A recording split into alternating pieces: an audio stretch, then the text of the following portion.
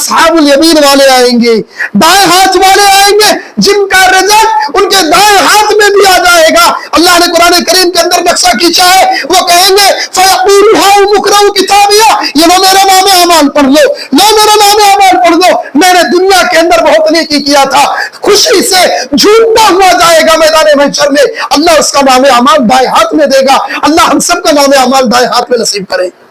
समझ में आया नौजवानों? दाएं हाथ में जिसका नाम अमाल दिया जाएगा, अल्लाह ने उसका भी तज़किरा किया।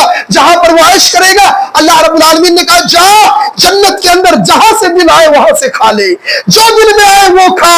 यही तक नहीं, अल्लाह रब्बुल आलमीन ने आखिरी जुमला जो बयान किया, फिल अय्यामिल खालिया, क्यों अल्लाह ताला जन्नत नसीब करेगा, क्यों दाएं हाथ में देगा नाम अमाल, क्यों? क्योंकि तू खाली औकात में अल्लाह की इबादत करता था। नौजवानों, ये दुनिया जो हमें अल्लाह ताला ने जो जिंदगी दी है, अल्लाह की कसम, ये अल्लाह रब्बुल आलमीन ने हमारे नाम अमाल को सुधारने के लिए दिया है, ताकि कल क़यामत के दिन रब हमसे खुश हो जाए।